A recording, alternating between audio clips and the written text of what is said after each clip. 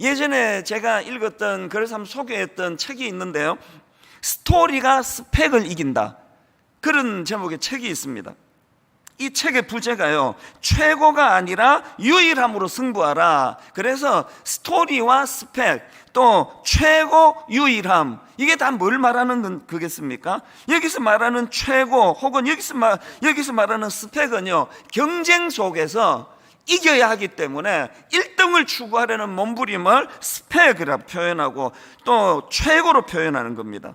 지금 온 나라가 지금 경쟁해가지고 1등 하려고 스펙 쌓아라, 이런 충고가 만연하는 이 땅에서 이 책에서는 스펙보다 중요한 건 너만의 독특한 스토리를 만드는 것이 중요하다, 이걸 이제 충고하는 게 이 책이거든요. 이 책의 저자 소개가 진짜, 저는 수많은 책의 저자 소개 글을 봤지만 이렇게 감동적인 저자 소개 글을 저는 본 적이 없습니다. 한번 들어보세요.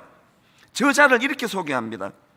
비교를 멈추자 구별되기 시작했고, 비교를 멈추자 구별되기 시작했고, 최고를 포기하자 유일의 길이 열렸고, 상품임을 포기하자 작품으로 변해갔고, 경쟁을 피하자 진정한 승리를 맛보았고, 업에 주목하자 직이 손 내밀었고, 이건 내가 뭔 뜻인지 지금도 잘 이해를 못하겠습니다.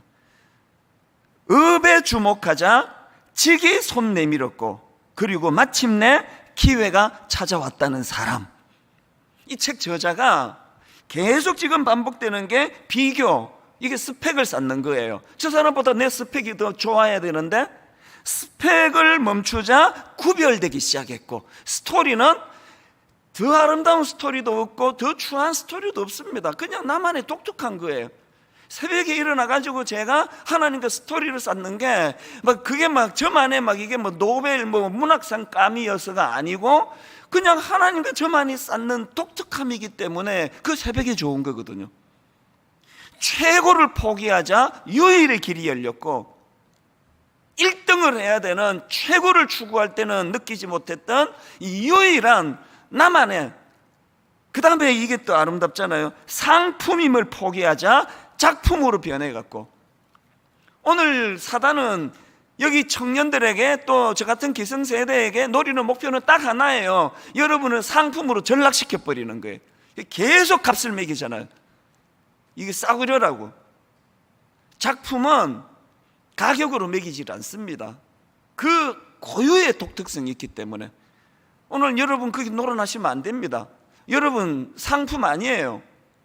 여러분 그 막국수 한 그릇에도 거기에 의미를 부여하고 스토리를 쌓으니까 그것이 저에게 의미가 되는 하나의 작품이 되는데, 어떻게 하나님의 형상을 닮은 우리가 싸구려 상품으로 그것을 방치할 수가 있느냐는 겁니다.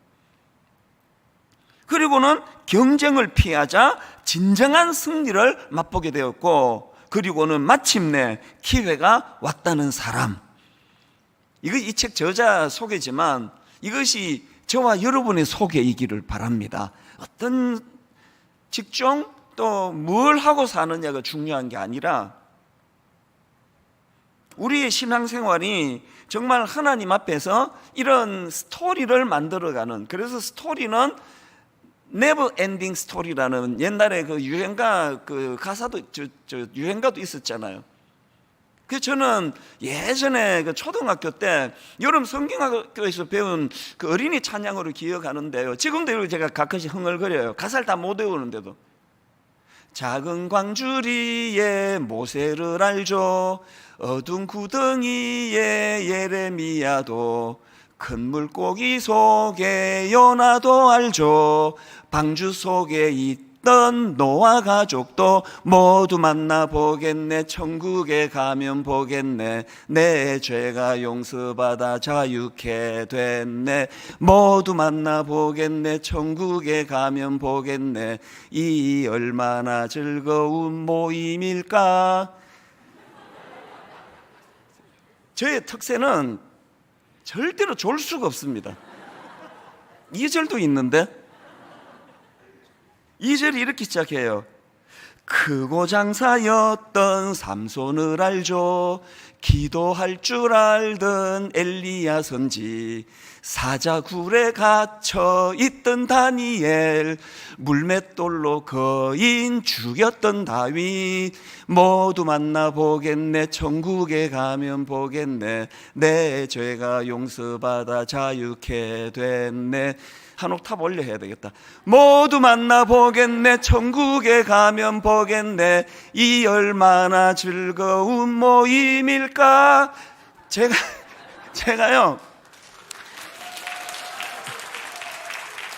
하여튼 난 청년들이 좋아요.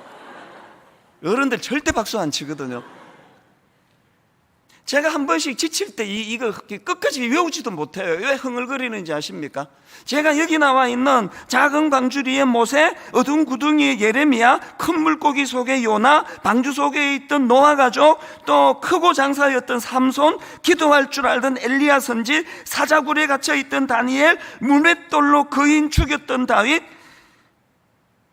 사자굴에 갇혀 있던, 내가 다윗이라 그랬나요? 다니엘. 여기 나오는 수많은 믿음의 인물들 하나하나가 그 누구와의 경쟁도 없고, 누가 더 훌륭하고 누가 덜 훌륭하고도 없고, 이 한 사람 한 사람 한 사람이 딱 한마디로 특징 지어지는 하나님과 자기만이 쌓아가는 스토리가 있는 거예요. 스토리가. 그 스토리를 한마디로 압축할 수 있었기 때문에 이 모든 인물들이 다 너무나 아름다운 거거든요. 오늘 세상은 여러분 보고 경쟁하기 위하여 1등 해라, 1등 하려면 스펙을 쌓아야 한다. 제가 그 책에 보니까 믿어지지 않는, 초등학교 4학년 때부터 스펙 쌓는 것을 강요하는 그런 경우가 있다 그러네요. 여러분, 다시 말씀드립니다. 하나님과 함께하는 신앙생활은요, 지루할 수가 없는 스토리를 만드는 거예요. 교리를 왜 익혀야 되는지 아세요? 교리 공부를 해야 되는 건 교리로 말미암아 정확한 그 하나님에 대한 정리가 된 상태로 스토리를 만들면 중구난방이 아니라서 그래요. 젊을 때부터 교리 공부하셔야 돼요. 책 구해서 다 할 수 있습니다. 그리고 교리의 바다에 빠져버리면 안 돼요. 이론으로 빠지지 아니하고 그 귀한 교리를 가지고 하나님의 스토리를 만드는 도구로 써야 된다는 거예요. 사실 아까 제가 새벽 3시 좀 넘어서 이렇게 오면서 되게 마음이 좀 씁쓸했거든요. 이야, 이런 특색을 내 생애에 보는구나.